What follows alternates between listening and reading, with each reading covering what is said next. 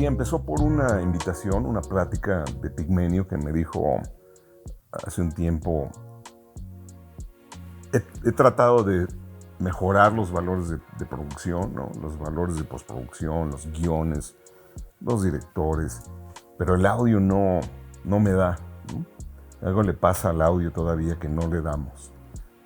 Y me fui a comer con él y con Piti Paul Ibarra, y en esa plática me decían, ¿no?, que estaban tratando de mejorar muchas cosas, pero no sabían por qué eso del audio no daba, ¿no?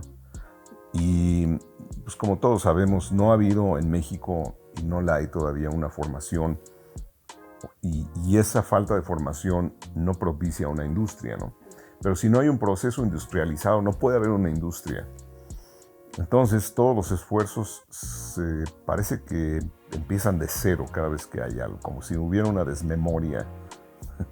Entonces estábamos filosofando en la comida de qué era, y le dije, pues lo más fácil es que vaya y vea cómo lo hacen y les dé mi opinión a partir de ahí, ¿no? Que ahora no lo sé. Y yo estaba recién regresando de terminar Birdman y quería quedarme ya en México. Le había dicho a Alejandro que no iba a poder regresar a hacer Revenant, porque iba a ser al revés, íbamos a hacer primero Revenant y luego Birdman. Okay. Y terminó siendo, por cuestiones de calendario, primero Birdman y luego Revenant, pero yo tenía que quedarme en México por múltiples razones. Y esta fue una oportunidad, digamos, bueno, si algo sucede ahí, voy a poderme dedicar a hacer lo mismo en México, ¿no? En un lugar donde se produce constantemente. Y llegué aquí y encontré, como ahora dicen, muchas áreas de oportunidad, por utilizar un eufemismo. Entonces, hubo muchas personas valiosas que encontré, gente muy buena y otras no tan buena. Pero el común denominador es que también estaban como desamparados de una guía, ¿no? Sin un propósito, sino más bien como, tengo que entregar esto ahorita y lo voy a hacer ahora. Entonces, no hay un propósito a largo plazo, no hay un calendario, no hay una consistencia del impacto que tiene cada decisión que tomamos, ¿no? ¿Y qué va a pasar con eso? En todas las áreas. Que nosotros en el audio somos uno de los últimos eslabones, pero recibimos el impacto de todas las áreas, ¿no? Es una concatenación de eventos que no lo puedes deshacer ni bloquear, al revés, ¿no? Bueno, entonces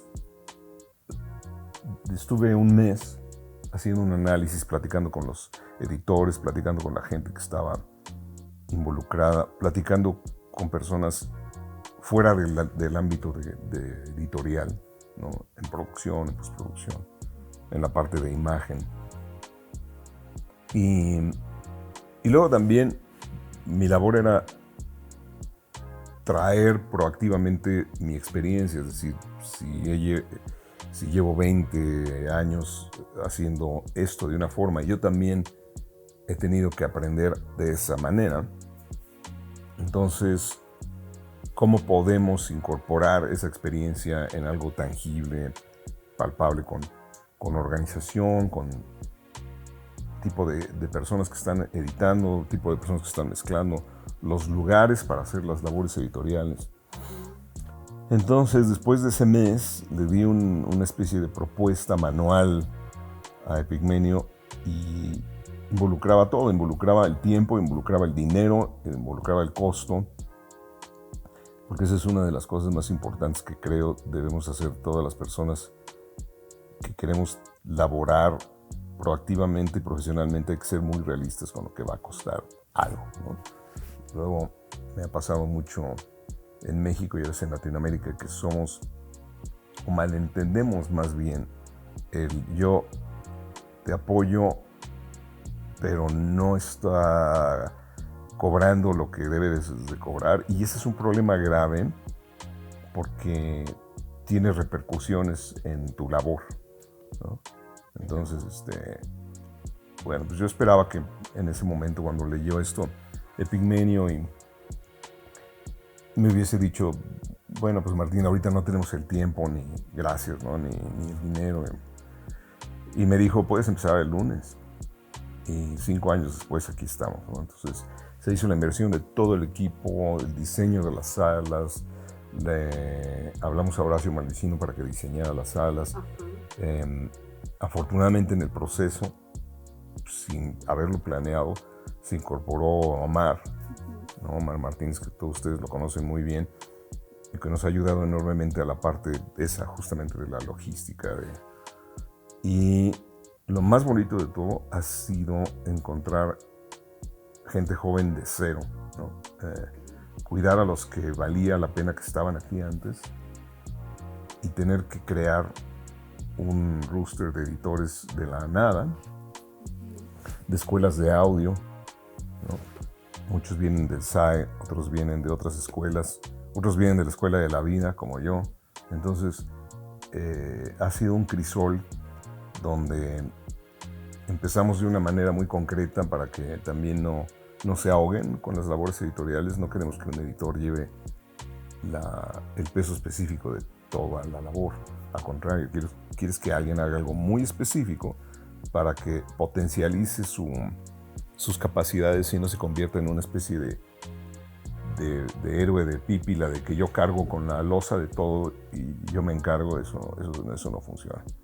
Y incorporamos ese sistema, se hace una línea de producción, literalmente, un proceso, y pues hasta ahora nos ha ido muy bien con ello, sobre todo con los resultados que son los resultados a nivel del trabajo y los resultados también a nivel de calendarios y de presupuesto, porque necesitas cumplir con las tres cosas. Te tiene que quedar bien en tiempo y con el dinero que tienes.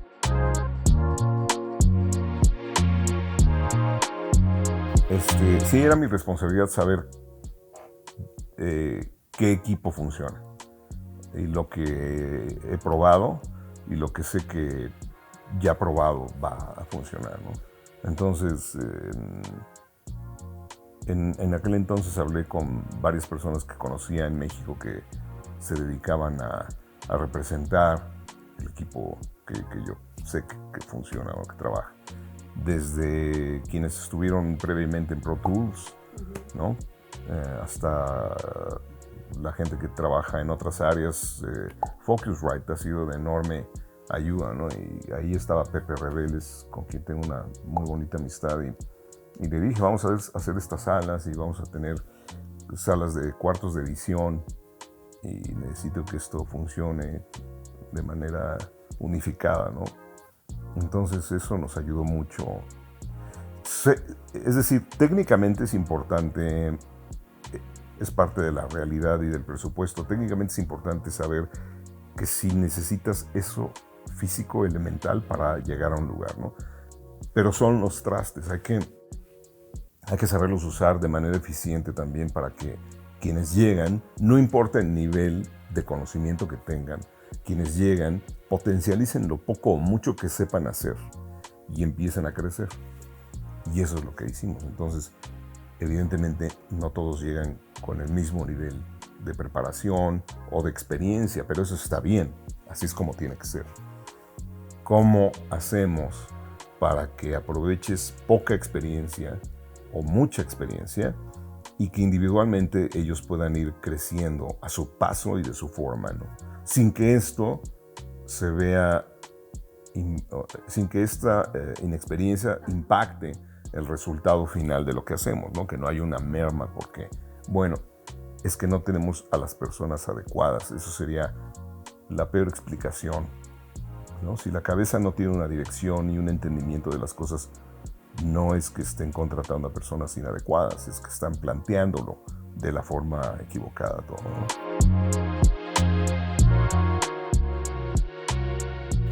Creo que ahora los chicos, tenemos muchos aquí entre los 20 y los 30, y hay, además, incluso propiciado por la pandemia, hay una muy delgada línea diferencial entre esta generación en un país o en otro, ¿me entiendes? O sea, concretamente hablando de mi experiencia, si trabajas aquí o en Los Ángeles, ese rango generacional está casi siempre en el mismo entendido, por decirlo de alguna manera. Es decir, el mundo no es tan diferente para ellos.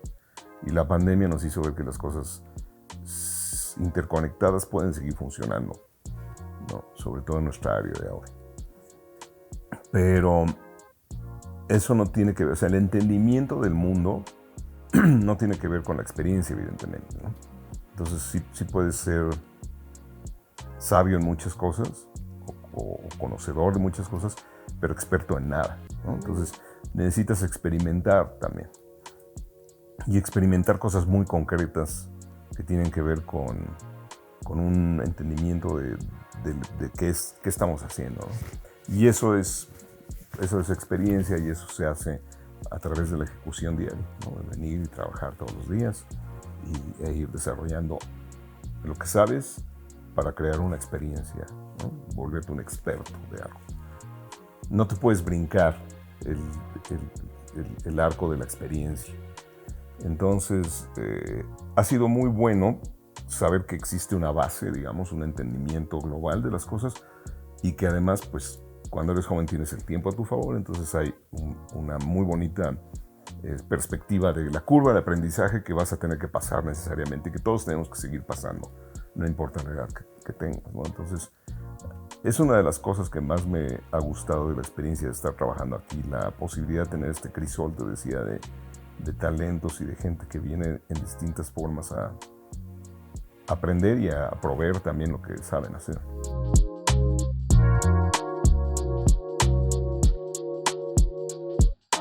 Yo creo que lo importante era volver esta unidad autosuficiente, es decir, si tú llegas como un productor a buscar una solución en un lugar, necesita haber esa solución en ese lugar, no crear una especie de oficina con un outsourcing, ¿no?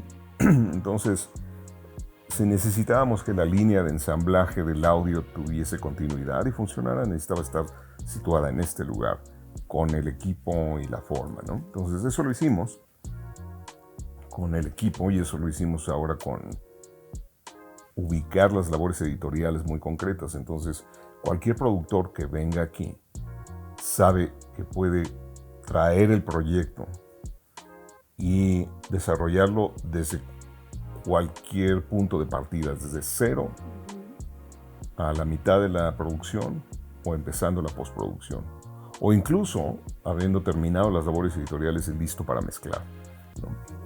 Por ponerte un ejemplo.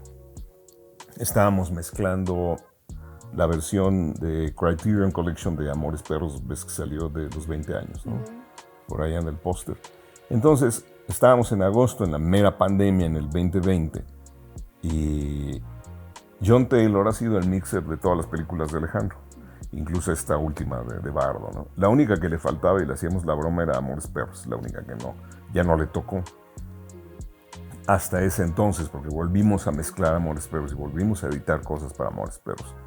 Y es la versión, de hecho, que está en Criterion, okay, pero también es la versión que está en Netflix. Entonces, digamos que ese es el nuevo Amores Perros, okay. 4K, Rodrigo Prieto, el fotógrafo, se metió a trabajar con Alejandro, corrigieron color, en fin, ¿no? Y volvimos a mezclar todo y hacer muchas cosas que, si comparas A-B, la versión en VHS o en DVD, no sé en qué la tenga la original, con esta sí vas a decir, wow, no tiene nada, no sé cómo no los corrieron, que el audio es una tragedia.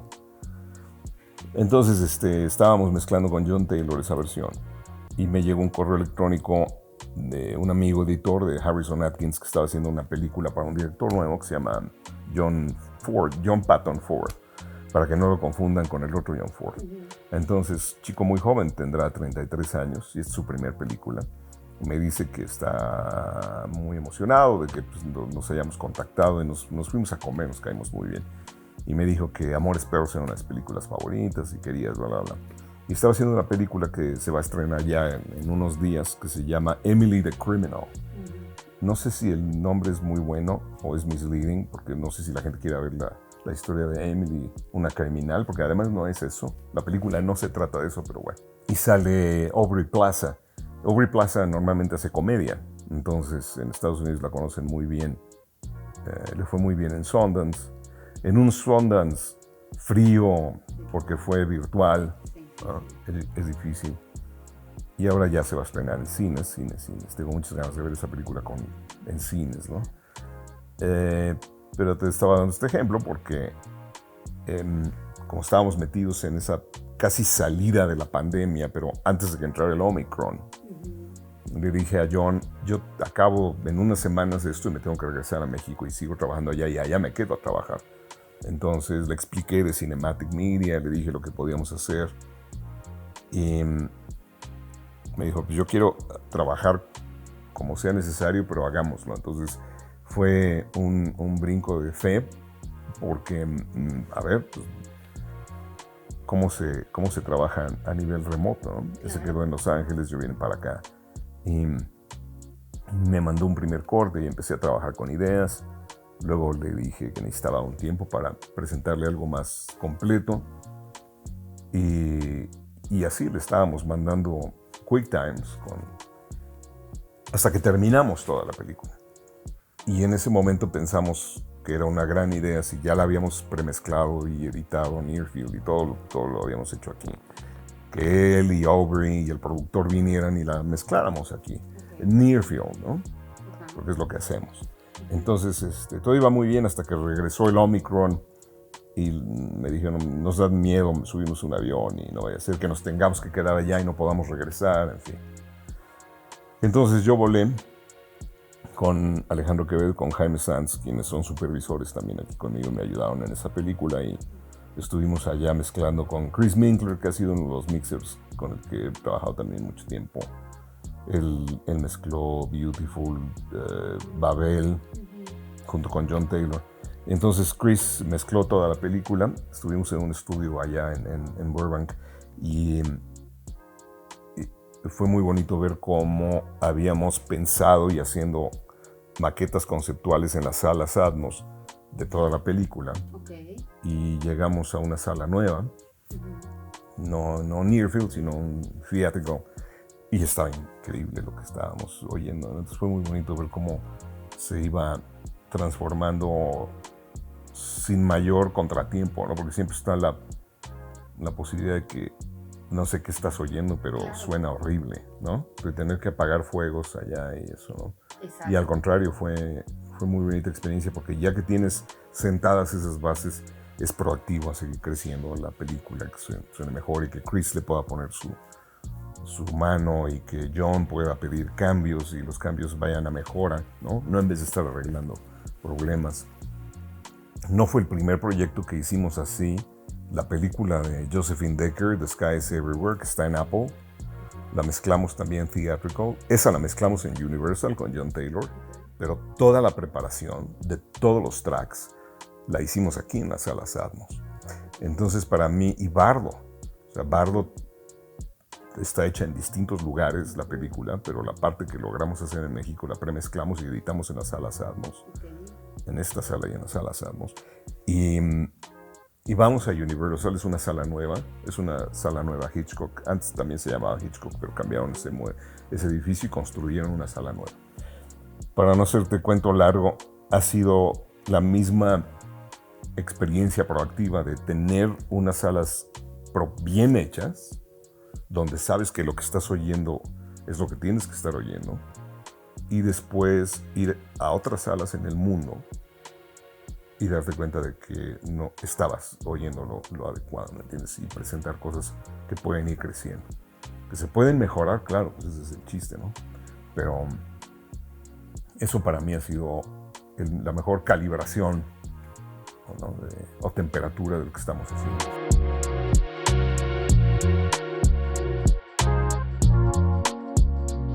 Pues nosotros tuvimos que cambiar antes de la pandemia, porque cuando empezamos los proyectos, que me dice Pigmenio, puedes empezar el lunes, quiere decir puedes empezar el lunes.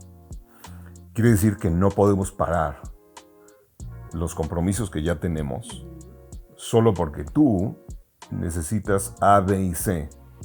Que sí necesitamos A, B y C, sí necesitamos este equipo, sí necesitamos esta gente, sí necesitamos estos procesos.